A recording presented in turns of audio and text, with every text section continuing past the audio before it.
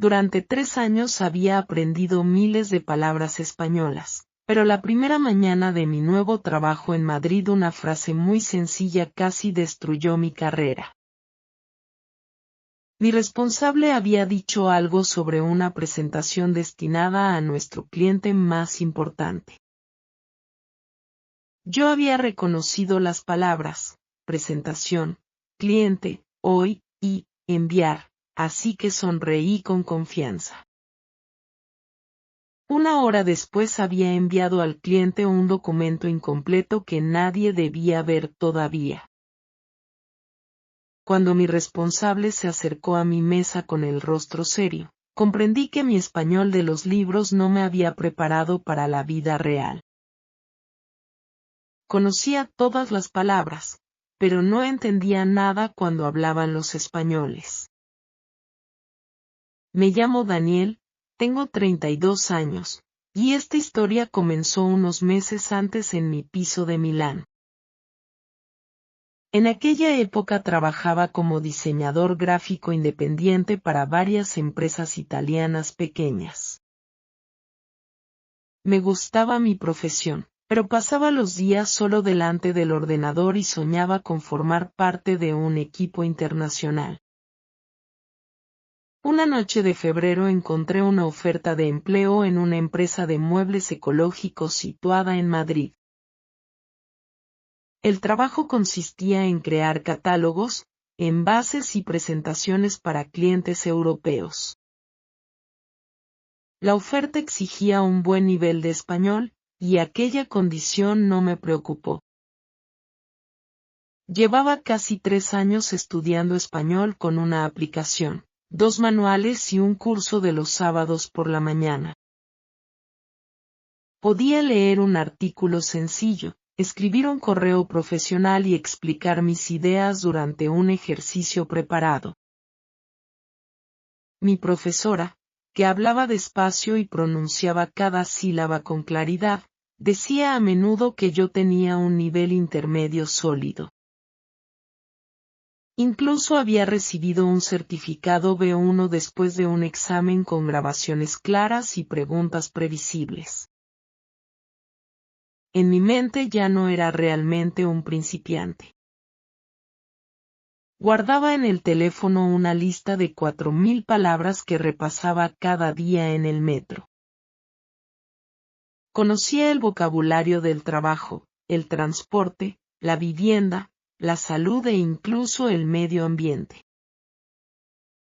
Cuando veía una palabra escrita, su significado aparecía casi siempre de inmediato en mi cabeza. Por eso pensaba que una conversación era simplemente un texto leído en voz alta. La idea me parecía tan lógica que nunca me había detenido a comprobarla. Envié mi solicitud y después recibí una invitación para una entrevista en línea con Marta, la directora de comunicación. Marta sabía que yo vivía en Italia, así que habló con paciencia durante toda la entrevista. Hacía pequeñas pausas después de sus preguntas y las formulaba de otra manera cuando mi mirada mostraba alguna duda. Yo había preparado mis respuestas durante varios días, y casi todas las preguntas coincidieron con mis previsiones. Al final, Marta me felicitó por mi español y por la calidad de mi trabajo. 2 semanas después me ofreció un contrato de 6 meses, con la posibilidad de conseguir luego un puesto fijo. Leí su mensaje 5 veces antes de correr a contarle la noticia a mi hermana. Durante los meses siguientes estudié con más seriedad para preparar mi partida. Memoricé listas sobre la vida en la oficina, leí noticias españolas y vi vídeos dirigidos a estudiantes. Los presentadores de aquellos vídeos hablaban despacio, con una voz tranquila y un vocabulario cuidadosamente elegido. Yo entendía casi todo, y eso aumentaba mi confianza cada semana. Algunas veces veía una película española con subtítulos italianos, pero seguía sobre todo las frases escritas en la parte inferior de la pantalla. No me daba cuenta de que mis ojos trabajaban mientras mis oídos descansaban. A principios de septiembre llené 2 maletas, abracé a mi familia y tomé un avión hacia Madrid. Mientras observaba las nubes por la ventanilla, repetía las frases que utilizaría en el aeropuerto, en mi edificio y en la oficina. Podía pronunciarlas sin dudar, como un actor que conoce perfectamente su guión. Sin embargo, desde mi llegada la realidad se negó a seguir el escenario que yo había preparado. En la estación de Atocha, a donde llegué en tren desde el aeropuerto, un anuncio rápido sonó por los altavoces mientras buscaba la salida principal. Escuché el número de la vía, la palabra equipaje y algo parecido a olvidado, pero no comprendí el mensaje completo. Todos los viajeros que me rodeaban cambiaron de dirección de repente, mientras yo permanecía inmóvil con mis 2 maletas. Le pregunté a un hombre qué ocurría, y su respuesta fue todavía más rápida que el anuncio. Señaló unas escaleras y se marchó antes de que pudiera pedirle que repitiera. Seguí a la gente sin saber por qué y finalmente llegué a la salida correcta. El episodio me inquietó un poco, pero decidí que la mala calidad de los altavoces era la causa. En el exterior tomé un taxi para llegar al estudio que había alquilado cerca de la plaza de Legazpi. El conductor me hizo una pregunta en cuanto cerré la puerta. Reconocí, primera vez, y, Madrid, así que respondí que venía de Milán para trabajar. Se rió con amabilidad y pronunció una larga frase de la que solamente comprendí la palabra, sol. Yo también me reí, con un segundo de retraso, como si hubiera entendido perfectamente su broma. Durante el trayecto siguió hablando de la ciudad, del tráfico y probablemente del tiempo. Yo contestaba, sí, exactamente, oh, es verdad, cada vez que su voz parecía esperar una reacción. En un semáforo me miró por el espejo y me hizo una pregunta con una entonación ascendente. Respondí, y sí, claro, pero su expresión sorprendida me indicó que aquella respuesta no tenía ningún sentido. Repitió más despacio y por fin comprendí que quería saber si yo tenía hijos. Dije que no y miré por la ventanilla para ocultar mis mejillas rojas. Conocía perfectamente cada palabra de su pregunta cuando aparecía escrita por separado. En su boca, sin embargo, todas se habían unido para formar un único sonido rápido. Al día siguiente, la propietaria de mi estudio, la señora Romero, vino a explicarme la calefacción y cómo entrar al cuarto de bicicletas. Era una mujer enérgica de unos 60 años que hablaba mientras caminaba de una habitación a otra. Yo la seguía con una libreta, pero no conseguía decidir qué palabra debía anotar. En la cocina señaló una pequeña llave situada debajo del fregadero y me dio una advertencia importante. Escuché, agua, cerrar, y, problema, y después asentí con expresión seria. 3 días más tarde apareció un charco bajo el fregadero porque no había entendido que debía cerrar aquella llave después de usarla. La señora Romero volvió con una fregona y repitió exactamente la frase del primer día. Esta vez, gracias al charco que tenía delante y a su gesto preciso, entendí cada palabra. No estaba enfadada, pero yo me sentí tan inútil como un niño incapaz de seguir una instrucción sencilla. A pesar de esos dos incidentes, seguía creyendo que todo iría mejor en el trabajo. Las conversaciones profesionales utilizan un vocabulario más preciso, pensaba yo, y ese vocabulario ya aparecía en mis listas. El lunes siguiente llegué a la sede de la empresa 40 minutos antes de la hora prevista. El edificio era una antigua fábrica convertida en oficinas luminosas, con plantas verdes y grandes muebles de madera clara. Marta me recibió junto a la entrada y me presentó a las 12 personas del equipo.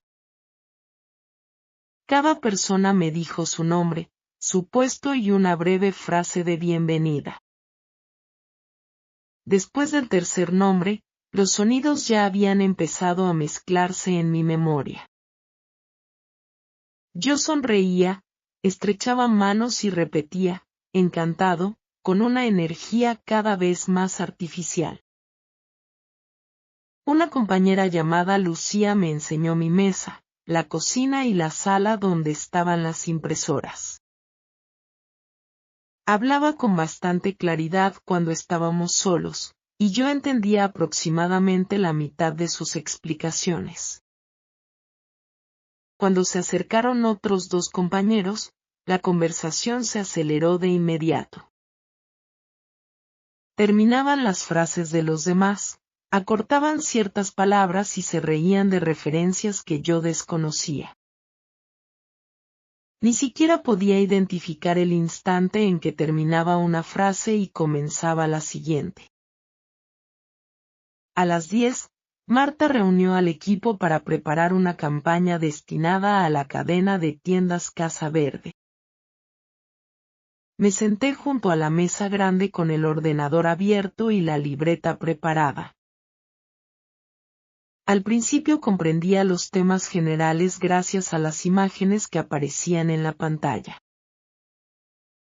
Hablábamos de un sillón nuevo, de unas fotografías y de un catálogo que debía publicarse en octubre. Sin embargo, cuando varias personas empezaron a discutir un problema de color, perdí completamente el hilo. Cada vez que intentaba comprender una palabra desconocida, las 3 frases siguientes desaparecían. Cuando conseguía volver a la conversación, el grupo ya hablaba de otro asunto. Copiaba palabras sueltas en mi libreta con la esperanza de reconstruir el sentido más tarde. Al final de la reunión, Marta miró hacia mí y habló del documento abierto en mi pantalla. Escuché mi nombre y después las palabras, versión, cliente, enviar y hoy. Su voz bajó al terminar la frase, así que pensé que estaba dándome una instrucción. Respondí que había entendido perfectamente sus indicaciones, y Marta continuó la reunión sin reaccionar. En realidad, había dicho que la versión no estaba lista y que no debíamos enviarla al cliente aquel día bajo ninguna circunstancia. La parte negativa había desaparecido dentro del ritmo rápido, y yo solamente conservé las palabras conocidas. A las 11:30, orgulloso tras acabar mi primera tarea antes de tiempo, envié la presentación a Casa Verde. Incluso añadí un mensaje educado para agradecer al cliente su confianza. 20 minutos después, Marta se detuvo delante de mi mesa con Lucía detrás de ella. Me preguntó por qué había enviado una maqueta que incluía precios provisionales y fotografías sin aprobar. Esta vez habló muy despacio, y comprendí cada sílaba de mi error. Todas las miradas de la sala se dirigieron hacia nosotros, aunque cada persona fingía seguir trabajando. Intenté explicar lo que había escuchado durante la reunión, pero me temblaba la voz. Marta cerró los ojos durante un segundo y luego dijo que llamaría al cliente para corregir la situación. Añadió que yo debía confirmar siempre una instrucción cuando no estuviera seguro de haberla comprendido. No gritó ni amenazó mi contrato, pero su calma me hizo sentir todavía más vergüenza. Acababa de llegar y ya había creado un problema visible para todo el equipo. En el baño me puse agua fría en la cara mientras intentaba no entrar en pánico. La frase exacta de Marta daba vueltas en mi cabeza, pero ya era demasiado tarde para recuperar el sonido que había perdido. Durante la pausa del mediodía permanecí en mi mesa y fingí que debía terminar un cambio urgente. No quería sentarme con mis compañeros y arriesgarme a no comprender nada otra vez. Lucía regresó de la cocina con 2 bocadillos y dejó uno junto a mi teclado. Me dijo que todo el mundo cometía errores durante su primera semana. Quise creerla, pero sabía que mi error no procedía solamente de un día difícil. Revelaba una distancia enorme entre el español que conocía y el que escuchaba. Aquella tarde caminé durante mucho tiempo junto al Manzanares antes de regresar a mi estudio. A mi alrededor, grupos de amigos hablaban, se reían y se respondían sin esfuerzo. Reconocía palabras sencillas en sus conversaciones, pero nunca suficientes para seguir una historia completa. En Milán, mi certificado B1 estaba colgado sobre el escritorio de mi habitación. En Madrid, ni siquiera estaba seguro de entender una pregunta sobre los hijos dentro de un taxi. Por primera vez desde mi llegada pensé seriamente en abandonar el puesto y regresar a Italia.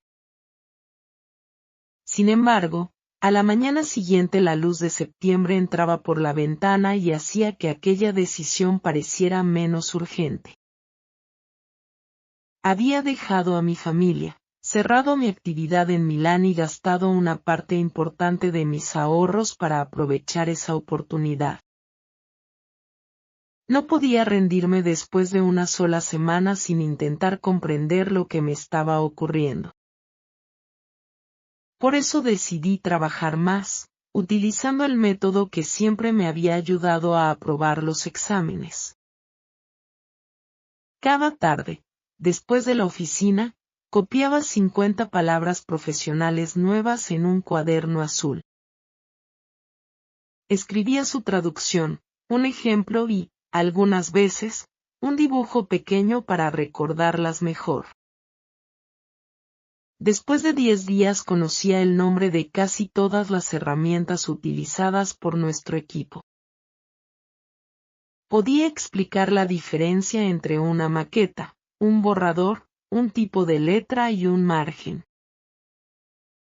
Sin embargo, durante las reuniones esas palabras seguían pasando delante de mí sin que pudiera atraparlas. A veces las reconocía 2 segundos demasiado tarde, cuando la conversación ya había avanzado. Mi cerebro parecía tener una biblioteca completa, pero el bibliotecario no podía encontrar a tiempo el libro necesario. También descargué varios podcasts españoles y los escuchaba durante mis trayectos en metro. Como quería mejorar deprisa, había elegido programas de actualidad creados para hablantes nativos. Los periodistas hablaban durante 30 minutos sobre política, economía y problemas internacionales. Yo entendía algunos nombres de países, unas cuantas cifras y las palabras repetidas en el título. Todo lo demás se convertía en un ruido continuo que acompañaba el paisaje detrás de la ventanilla. Después de cada episodio estaba cansado, pero era incapaz de contar lo que había oído. Confundía aquel cansancio con un entrenamiento eficaz, como si sufrir demostrara necesariamente que estaba aprendiendo. En la oficina, la situación apenas mejoraba. Realizaba correctamente las tareas escritas porque los correos me daban tiempo para buscar una palabra y volver a leer una indicación. En cuanto alguien aparecía junto a mi pantalla, mi cuerpo se ponía tenso antes de que esa persona abriera la boca. Miraba sus labios con una concentración excesiva e intentaba traducir cada elemento al italiano. Si decía una frase de 10 palabras, yo traducía quizá 4 antes de perder las otras 6. Entonces pedía que repitiera, y la segunda versión me parecía algunas veces todavía más difícil. Algunos compañeros reducían inmediatamente la velocidad y elegían frases muy sencillas. Otros repetían exactamente los mismos sonidos a la misma velocidad, con una expresión cada vez más desconcertada. Yo empezaba a responder según el contexto, sin estar seguro de cuál había sido la pregunta. Esa estrategia provocaba pequeños malentendidos casi todos los días. Una mañana, un compañero me propuso tomar un café después de la reunión, y yo creí que me preguntaba si ya había tomado uno. Respondí, y sí, 2, y él miró mi taza antes de marcharse solo hacia la cocina. En otra ocasión, Lucía me preguntó si quería comer fuera a pesar de la lluvia. Yo entendí solamente la palabra, lluvia, y respondí que no tenía paraguas. Ella sonrió, pero era evidente que había comprendido la dimensión de mi problema. El viernes de mi segunda semana, el equipo organizó una cena para celebrar la firma de un contrato nuevo. Al principio quise rechazar la invitación, pero Marta me animó a ir para conocer mejor a mis compañeros. Nos encontramos en un restaurante pequeño y ruidoso del barrio de Lavapiés. A mi derecha, Lucía hablaba con Javier, el fotógrafo, mientras dos compañeras contaban sus vacaciones a mi izquierda. Las conversaciones se cruzaban con el ruido de los platos, la música y las mesas cercanas. Durante la primera hora no comprendí ninguna historia completa. Miraba los rostros para saber cuándo debía sonreír y observaba a los demás antes de reírme. En un momento determinado, Javier contó una historia sobre un perro que había robado su almuerzo durante una sesión de fotos. Todos se echaron a reír, y yo me reí también sin haber entendido la causa del problema. Después Javier se volvió hacia mí y me hizo una pregunta relacionada con su historia. Como solamente había seguido las palabras, perro, parque y bocadillo, respondí que me gustaban mucho los animales. Un silencio extraño recorrió la mesa antes de que Lucía explicara con suavidad que Javier preguntaba si alguna vez me había ocurrido algo parecido. Sentí que el calor me subía hasta las orejas. Inventé una historia breve sobre el perro de mi hermana únicamente para evitar que el silencio continuara. Los demás retomaron la conversación con amabilidad, pero yo permanecí encerrado en mi vergüenza hasta el postre. De camino a casa entendí que mis listas de vocabulario no estaban resolviendo nada. Probablemente todas las palabras de la historia de Javier aparecían en mi cuaderno, pero todavía no existían en mis oídos. El sábado me quedé en casa para buscar una solución diferente. Vi una película española con subtítulos en español, convencido de que aquella combinación uniría los sonidos y las palabras. Durante 2 horas leí rápidamente los diálogos y comprendí gran parte de la historia. Después repetí una escena sin subtítulos y descubrí que apenas reconocía las frases que acababa de leer.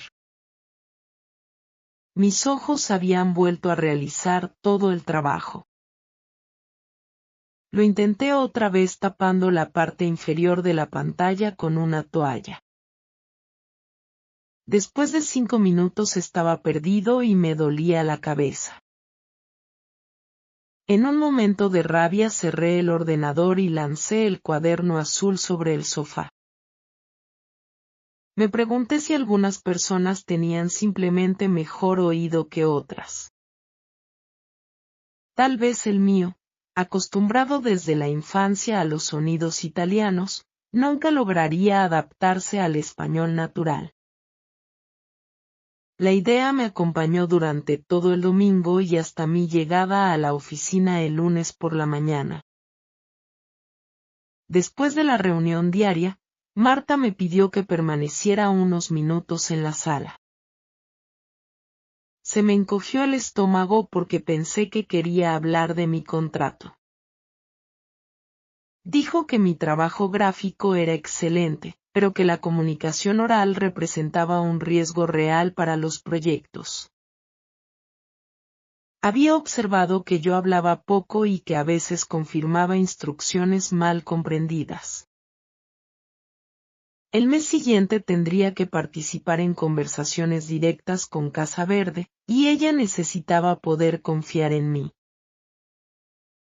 Me disculpé y prometí mejorar, aunque no sabía cómo convertir aquella promesa en algo real.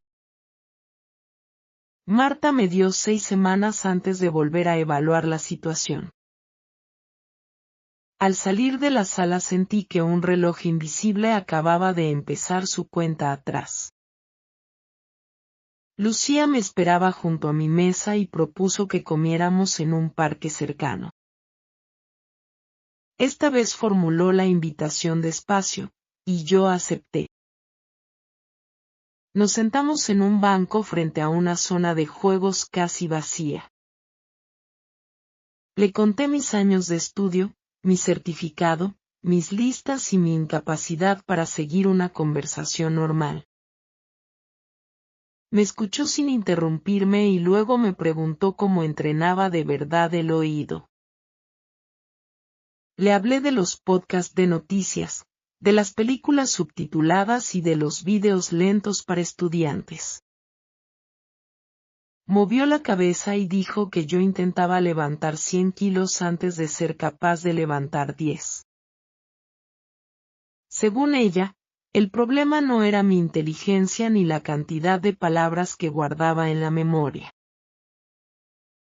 Simplemente nunca había aprendido a relacionar la forma escrita de una palabra con su forma viva dentro de una frase rápida. Lucía conocía bien aquella dificultad porque su pareja, Pavel, era checo y había vivido algo parecido al llegar a España. Durante meses había visto series completas sin poder medir ningún avance. Después, una profesora le había recomendado trabajar cada día con un único fragmento muy corto. Lucía sacó el teléfono y me enseñó un mensaje de voz de 40 segundos enviado por su hermana. Su hermana explicaba que llegaría tarde a un cumpleaños porque su coche no quería arrancar. En la primera escucha reconocí, cumpleaños, coche, y, lo siento. Lucía me pidió que no escuchara el mensaje por segunda vez inmediatamente. Primero me hizo contar lo que había entendido, aunque la información fuera incompleta. Propuse que una persona había olvidado algo dentro de un coche antes de una fiesta. Ella escribió mi hipótesis en una hoja sin burlarse de mis errores. Después reprodujo el mensaje de nuevo y me pidió que anotara los grupos de sonidos que percibía, sin buscar la ortografía correcta.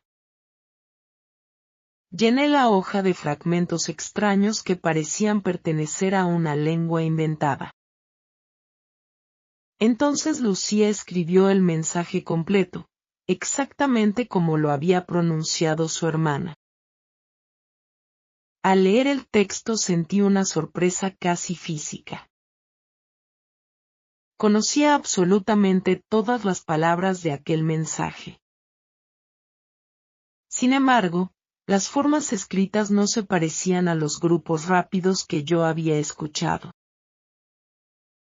Algunos sonidos desaparecían, otros se unían y varias palabras pequeñas se volvían casi invisibles. Escuchamos la primera frase 6 veces mientras seguíamos el texto con un dedo. En la sexta escucha, el ruido confuso se había convertido en una frase clara. Nada había cambiado en la grabación, pero mi cerebro por fin había encontrado los límites entre las palabras. Lucía me propuso un acuerdo sencillo para las 4 semanas siguientes. Cada mañana me enviaría un mensaje auténtico de menos de 1 minuto sobre una situación cotidiana. Yo tendría que escucharlo una vez sin texto, explicar la idea general y después anotar todos los sonidos reconocibles. Por la tarde me enviaría la transcripción para que comparara lo que había oído con las palabras realmente pronunciadas. Después de esa comparación, debería escuchar varias veces, repetir con la misma velocidad y contar el mensaje usando mis propias palabras. Ella llamaba a este método, el minuto real, porque nunca trabajaríamos con una lengua reducida a una velocidad artificial. A cambio, yo le prometí que no añadiría nuevas listas de palabras durante un mes. Esta última condición me pareció casi peligrosa.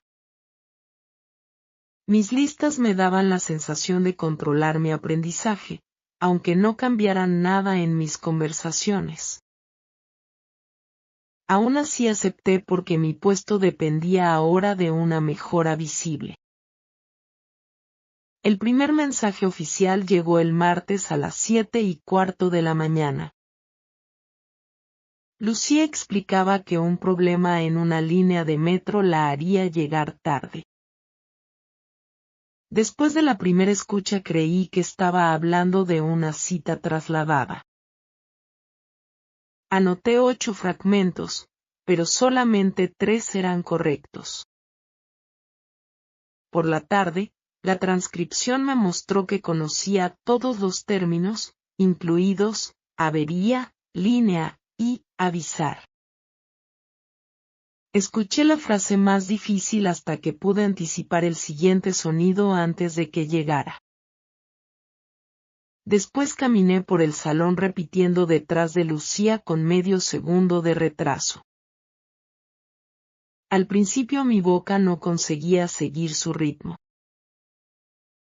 Tras 10 intentos, los grupos de palabras salieron de forma más natural, sin que yo pensara en cada sílaba. Me grabé y comparé nuestras dos voces. Mi acento seguía siendo italiano, pero ese no era el objetivo del ejercicio. Quería sentir en mi propio cuerpo cómo avanzaba realmente una frase española. Al día siguiente, el mensaje hablaba de un pedido entregado en una dirección equivocada. Comprendí la idea general en la segunda escucha, aunque algunos detalles seguían escondidos. El tercer día, Lucía contó una discusión con su vecina por una bicicleta dejada en el pasillo. Esta vez identifiqué casi todas las palabras importantes antes de recibir el texto. Cada fragmento se convertía en una pequeña investigación cuya respuesta final era la transcripción. Por primera vez, escuchar español parecía una actividad precisa y no una lucha contra un océano de sonidos. Dedicaba 25 minutos al minuto real cada tarde y luego paraba, aunque el resultado no fuera perfecto. Ese límite impedía que el cansancio transformara el ejercicio en un castigo. Después de una semana había trabajado únicamente con 5 minutos de español. Parecía ridículo en comparación con todas las horas de podcast que había consumido antes. Sin embargo, esos 5 minutos existían claramente en mi memoria, con su ritmo, sus sonidos unidos y sus entonaciones. Podía comprenderlos con los ojos cerrados, sin traducción y sin esfuerzo. El viernes apareció un primer cambio pequeño en la cocina de la oficina. Javier entró buscando una taza y pronunció una frase rápida sobre el lavavajillas. Antes habría esperado todas las palabras y después habría sonreído sin comprender. Esta vez reconocí el grupo sonoro, "No has visto", porque aparecía en un mensaje de Lucía. Entendí que buscaba su taza azul y le señalé el estante situado junto a la ventana. Javier me dio las gracias y se marchó sin saber que acababa de regalarme mi primera victoria. Me quedé solo en la cocina con una sonrisa tan grande que mi reflejo en el cristal parecía un poco loco. Ese éxito no demostraba que ya comprendiera a todos los españoles, pero sí demostraba que mi oído podía cambiar. Durante la segunda semana, Lucía empezó a variar las personas que grababan los mensajes. Su pareja hablaba de una receta que había salido mal, su hermana describía una cola y Javier contaba un problema con su cámara. Cada voz tenía una música distinta, incluso cuando las frases utilizaban el mismo vocabulario. Pavel hablaba con calma, pero conservaba un ligero acento checo, mientras Javier se comía el final de muchas palabras. La hermana de Lucía cambiaba a menudo de tema en mitad de una frase y añadía expresiones que nunca aparecían en mis manuales. Durante los primeros días, aquellas diferencias redujeron mis resultados y pensé que todo mi progreso había desaparecido. Lucía me recordó que comprender una sola grabación memorizada no era nuestro objetivo.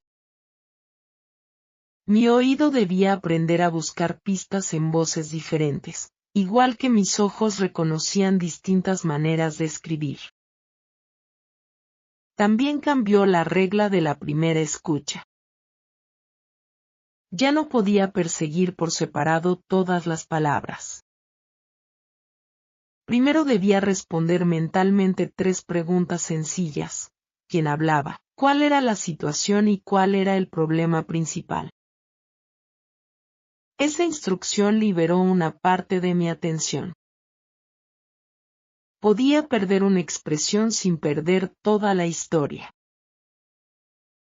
El martes, Javier envió un mensaje sobre un tren cancelado y una reunión trasladada. Solamente comprendí aproximadamente la mitad de las frases, pero identifiqué la situación y sus consecuencias desde la primera escucha. Cuando recibí la transcripción, los detalles que faltaban completaron una historia que mi cerebro ya poseía.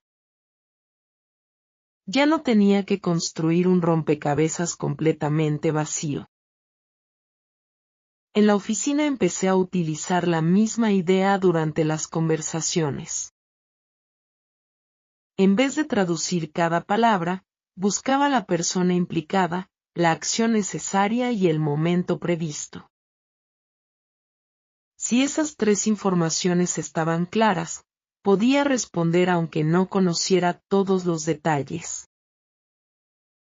Si faltaba una, Hacía una pregunta precisa en lugar de pedir que repitieran todo.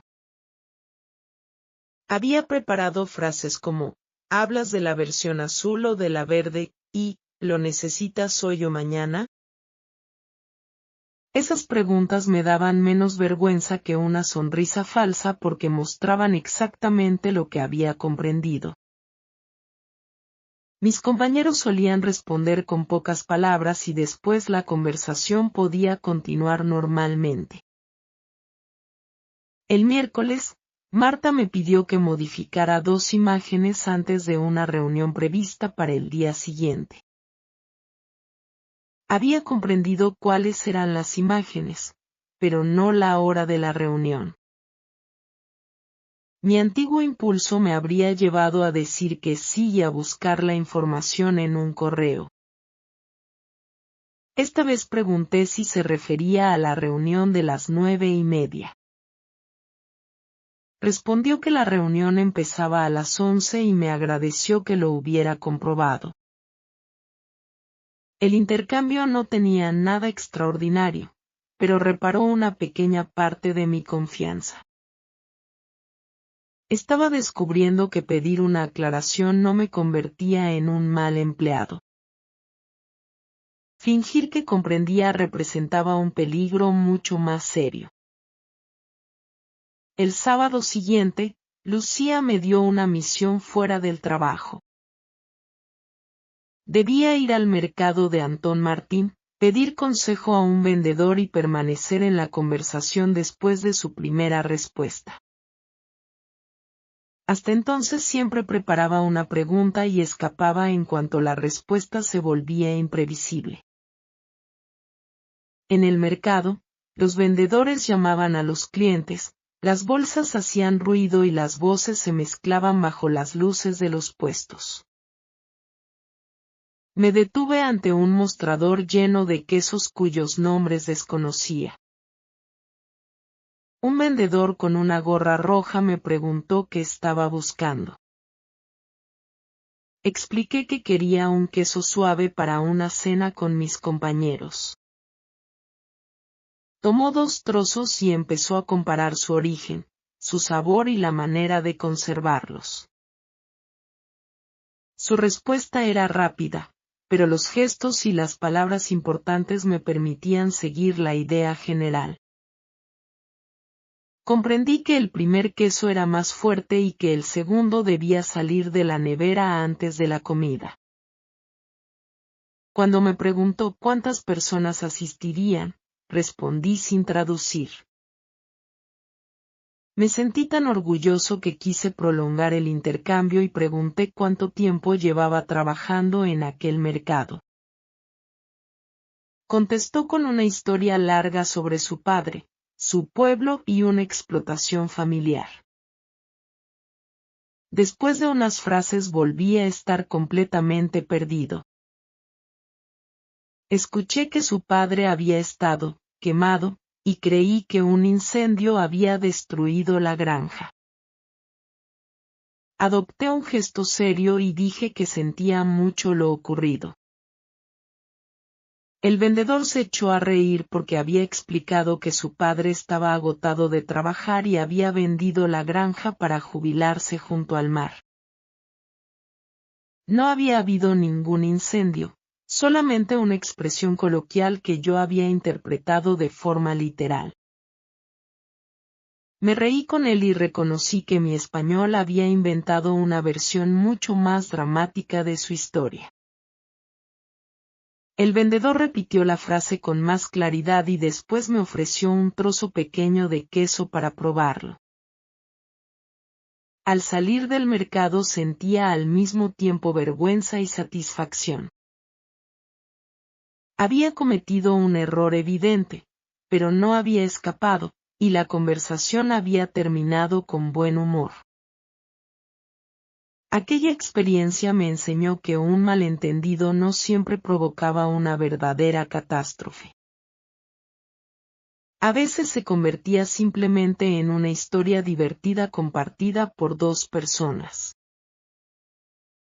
El lunes conté el incidente a Lucía en la cocina. Se rió tanto que tuvo que dejar la taza en la mesa y luego me felicitó por haber permanecido en la conversación. Me pidió que contara la historia otra vez delante de Javier y de otros 2 compañeros. Mi corazón se aceleró, pero los acontecimientos todavía estaban claros en mi memoria. Hablé despacio, con algunos errores, y todos se rieron en el momento adecuado. Por primera vez yo no era la persona silenciosa que copiaba las reacciones de los demás. Era quien provocaba las risas con una historia que todo el grupo había comprendido. Esa victoria me dio valor para comer más veces con mis compañeros. Al principio elegía un sitio cerca de Lucía porque su presencia me tranquilizaba. Me concentraba en un único intercambio en lugar de intentar seguir toda la mesa. Cuando 2 personas hablaban al mismo tiempo, aceptaba perder una parte de la conversación. Miraba los rostros, los movimientos de las manos y los objetos mencionados, como había hecho en el mercado. Poco a poco, las frases dejaron de formar un muro continuo. Escuchaba grupos que volvían con frecuencia, comienzos de preguntas y expresiones que anunciaban un cambio de tema. Esas señales me daban tiempo para preparar mi atención antes de la información importante. Un jueves, Javier volvió a contar la historia del perro que había robado su bocadillo. Esta vez había un compañero nuevo que no la conocía, así que Javier repitió casi todos los detalles de la cena. Entendí el parque, la bolsa abierta, el perro sin correa y la carrera ridícula alrededor de un banco. Incluso comprendí la razón de las risas antes de mirar las reacciones de los demás. Cuando Javier me preguntó si el perro de mi hermana también robaba comida, capté la referencia inmediatamente. Dije que aquel perro robaba calcetines, y eso inició una conversación sobre animales difíciles. Nadie alrededor de la mesa sabía que yo estaba viviendo un momento extraordinario. Para ellos solamente participaba en una comida normal. Para mí, aquella normalidad representaba exactamente la vida que había ido a buscar a España. Al terminar la segunda semana del método, Lucía me hizo escuchar otra vez el primer mensaje de su hermana. No había visto la transcripción desde nuestra comida en el parque. La frase que antes era incomprensible me pareció casi lenta. Ahora escuchaba el coche averiado, el retraso, el cumpleaños y las disculpas sin perseguir cada palabra.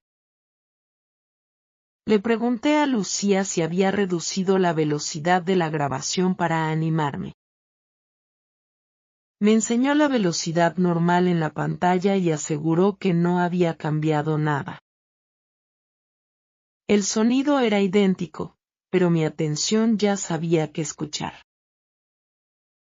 Sin embargo, la tercera semana empezó con un retroceso brutal. Casa Verde había organizado una reunión en línea para comentar los últimos cambios del catálogo. Marta quería comprobar mi progreso, así que me pidió que participara desde mi ordenador y presentara 3 páginas nuevas.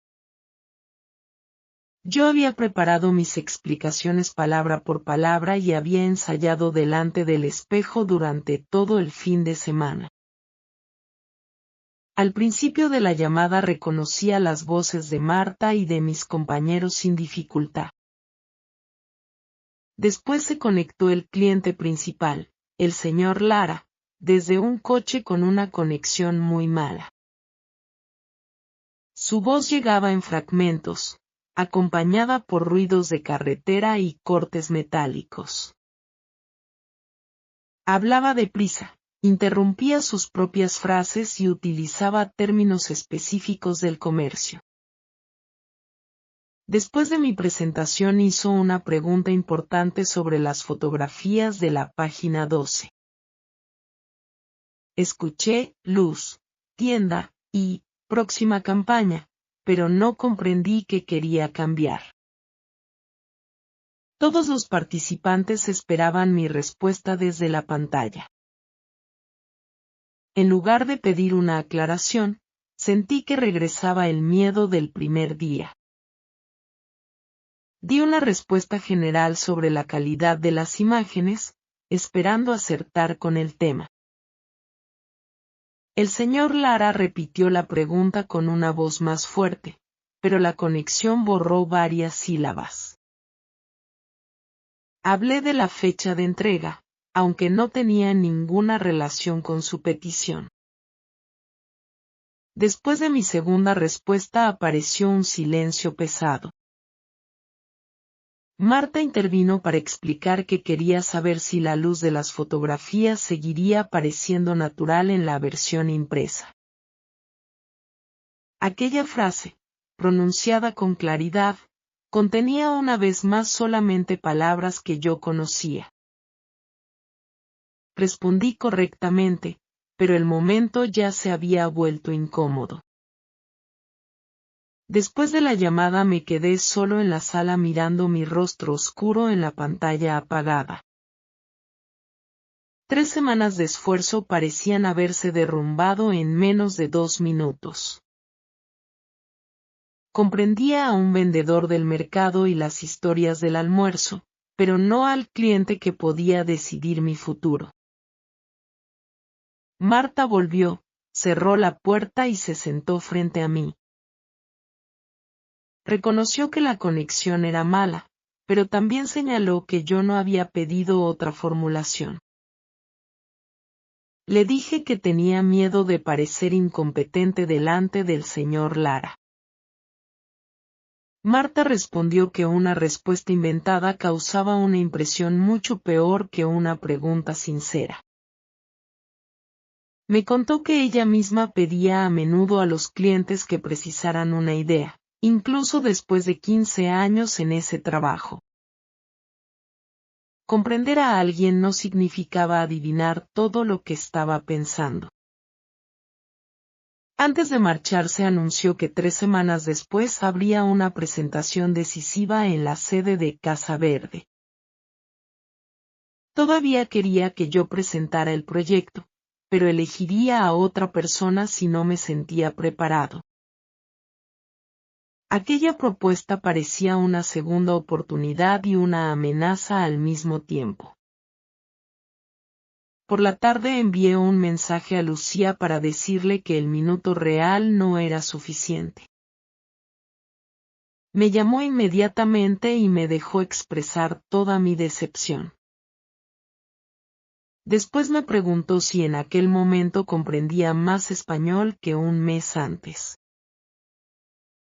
La respuesta era evidentemente afirmativa, aunque el fracaso de la mañana ocupara toda mi mente. Me explicó que avanzar no eliminaba las malas conexiones, los acentos desconocidos ni los momentos de estrés. Nuestro método estaba desarrollando una capacidad, pero yo también debía aprender a protegerla cuando una situación se volviera difícil. A partir del día siguiente modificó nuestras grabaciones. Una de cada 2 veces añadía ruido de cafetería, de calle o de música detrás de la voz. En ocasiones me enviaba un mensaje grabado con el teléfono desde el exterior.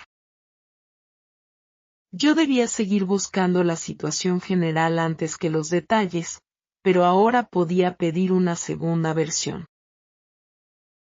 En la oficina convertimos la sala pequeña de reuniones en un espacio de entrenamiento durante 15 minutos cada mañana. Lucía interpretaba a una clienta con prisa y me hacía preguntas inesperadas sobre mis diseños. Javier entraba algunas veces sin avisar, Hablaba desde el fondo de la sala o cambiaba de tema de manera intencionada. Yo debía contestar cuando comprendiera y pedir una aclaración si faltaba algún dato esencial. Las primeras simulaciones fueron desordenadas y, en algunos momentos, bastante cómicas. Una mañana pedí 3 reformulaciones para una pregunta que Lucía consideraba muy sencilla. Otro día comprendí cada palabra de Javier, pero olvidé su pregunta porque ya estaba preparando mi respuesta. Analizábamos esos momentos sin juzgarlos, como si fueran problemas técnicos propios de una maqueta. Yo no anotaba palabras nuevas, sino los momentos exactos en que mi atención abandonaba la conversación. Con frecuencia descubría que el miedo me hacía perder más información que la propia velocidad. Cuando pensaba, no entiendo nada, mi cerebro dejaba de utilizar las pistas que ya estaban disponibles. Reemplacé aquella frase interior por una pregunta sobre lo que entendía en ese momento. Algunas veces la respuesta era solamente un tema y una emoción, pero bastaba para seguir presente. Lucía también me enseñó a respirar antes de responder en vez de llenar inmediatamente el silencio. 2 segundos de calma me permitían a menudo comprender mejor el sentido de lo que acababa de escuchar. Para mi sorpresa, los españoles no consideraban aquellos 2 segundos como un fracaso. Simplemente pensaban que yo estaba reflexionando. La semana siguiente tuve que llamar a una imprenta para confirmar el formato de un folleto. El teléfono siempre había sido la situación más difícil porque ningún gesto podía apoyar las palabras. Había preparado las medidas, las fechas y las preguntas, pero no las respuestas del impresor. En mitad de la llamada explicó que el papel elegido por el cliente ya no estaría disponible antes de noviembre. No comprendí el nombre del papel, así que resumí el resto de su mensaje y le pedí que repitiera solamente aquella información. Confirmó mi resumen y después deletreó la referencia despacio. Elegimos una solución provisional y terminamos la llamada en menos de 5 minutos. Después de colgar, volví a leer mis notas para comprobar que contenían toda la información importante. La contenían, y nadie había tenido que hablar por teléfono en mi lugar. Comuniqué la solución a Marta, que simplemente respondió, perfecto, antes de volver a su trabajo. Aquella palabra corriente me produjo más alegría que el antiguo certificado colgado en Milán. No premiaba un conocimiento teórico, sino una conversación real con una consecuencia real. Durante los días anteriores a la presentación en Casa Verde, mi entrenamiento se acercó cada vez más a la situación final. Marta me preguntaba por los precios, Javier criticaba las imágenes y Lucía defendía decisiones contrarias a las mías. Ya no preparaba respuestas completas porque una conversación real nunca respeta un texto aprendido de memoria. Preparaba solamente los datos esenciales del proyecto y algunas frases para solicitar una precisión con tranquilidad. También practicaba el comienzo de la presentación después de subir escaleras, para acostumbrarme a hablar con la respiración acelerada. Una tarde, Javier apagó parte de las luces y fingió que el proyector había dejado de funcionar. Otra mañana, Lucía me hizo repetir una explicación mientras sonaba música en su teléfono. Esos obstáculos parecían exagerados, pero me enseñaban que una dificultad externa no tenía que borrar todo lo que yo sabía. La víspera de la reunión, Lucía me envió un último mensaje de 50 segundos. Hablaba desde una cafetería llena, mientras una máquina hacía ruido detrás de ella y un camarero anunciaba un pedido. Comprendí desde la primera escucha que me deseaba suerte y proponía celebrar nuestro trabajo al día siguiente. Se me escaparon 2 detalles, pero no permití que su ausencia borrara el resto. Respondí con un mensaje de voz sin escribir la frase antes de hablar. A la mañana siguiente, Marta y yo tomamos el metro hasta la sede de Casa Verde, en la zona norte de Madrid. Yo observaba a los pasajeros y respiraba despacio para no repetir mentalmente todas las respuestas posibles. Marta me preguntó si prefería que ella presentara algunas partes en mi lugar. Respondí que quería intentarlo, pero que agradecería su ayuda si un problema técnico hacía imposible algún intercambio. Ella aceptó aquel reparto claro de las responsabilidades. En la sala del cliente, el señor Lara nos esperaba con 4 responsables de tiendas que yo nunca había conocido. Sus acentos, sus ritmos y sus voces eran diferentes de los de mis compañeros. Durante unos segundos, el antiguo pánico apretó mi pecho. Después miré los rostros, los documentos sobre la mesa y la primera imagen proyectada en la pared. Sabía quién estaba hablando, cuál era la situación y qué problema habíamos ido a resolver. Empecé la presentación explicando la elección de los colores y la nueva organización del catálogo. Mi voz temblaba un poco, pero nadie parecía incómodo. Después de 10 minutos, una responsable llamada Elena me interrumpió con una pregunta rápida sobre los clientes mayores. No reconocí una expresión en mitad de su frase, pero entendí que temía que las letras fueran demasiado pequeñas. Repetí su preocupación con mis propias palabras para comprobarla y después mostré una versión con un texto más grande. Elena confirmó que yo la había entendido bien y aprobó la solución.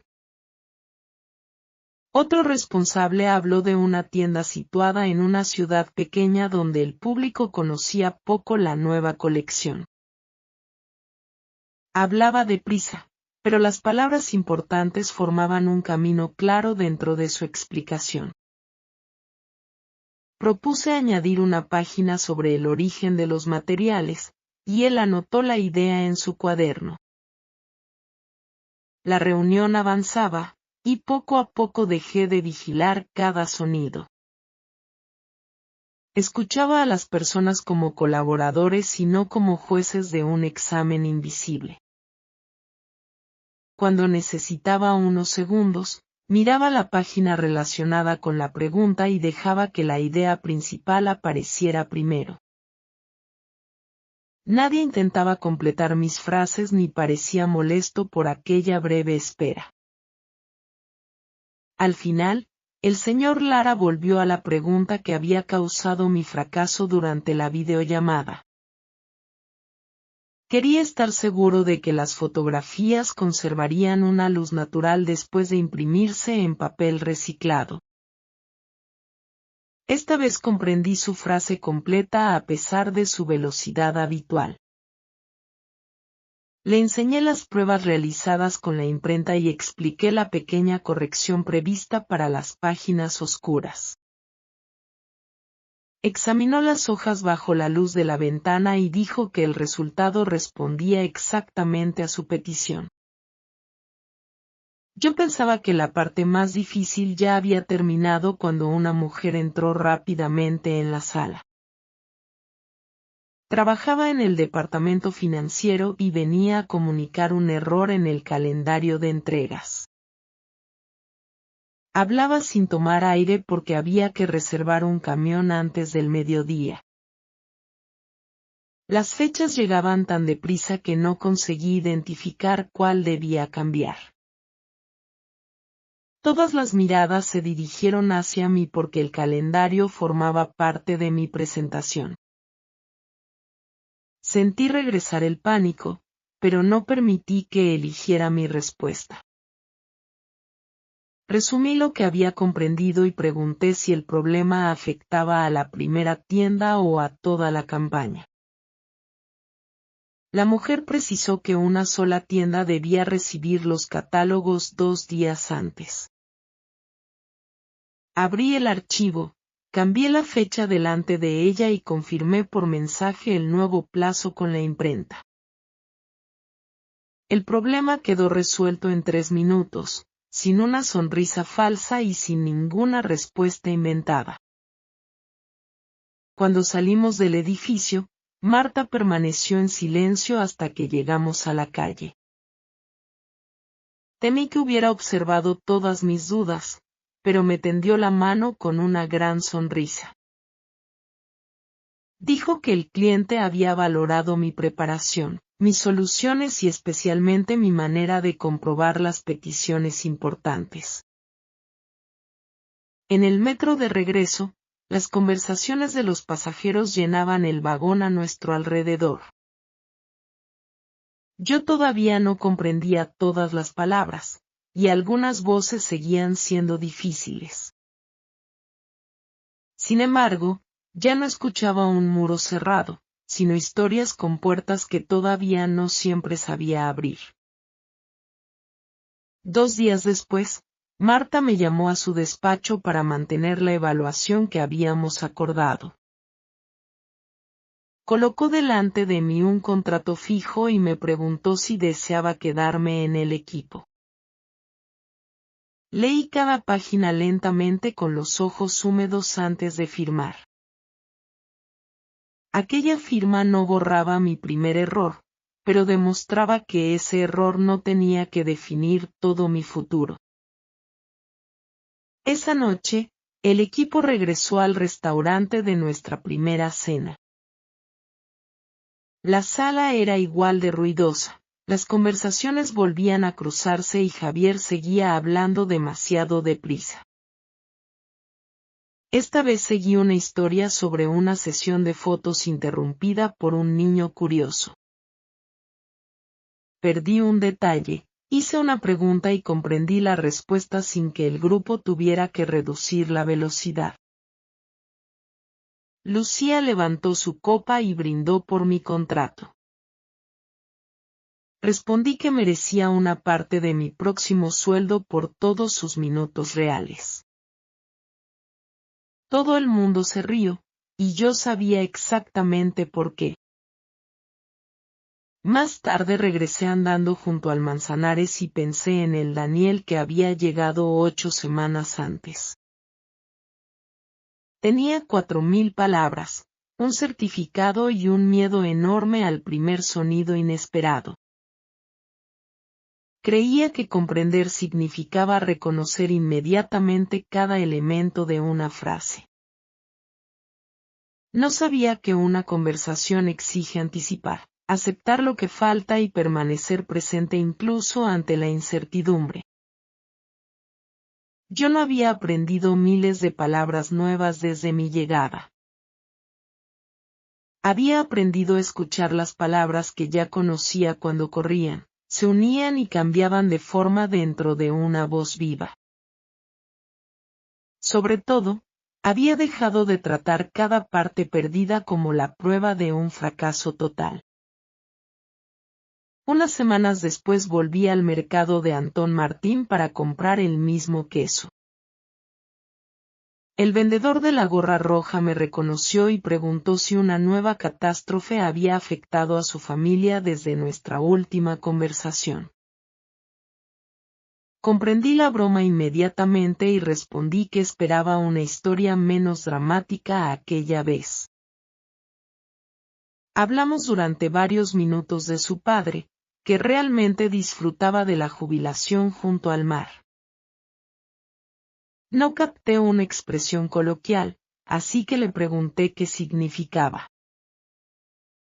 Me la explicó con un ejemplo y luego nuestra conversación continuó sin incomodidad.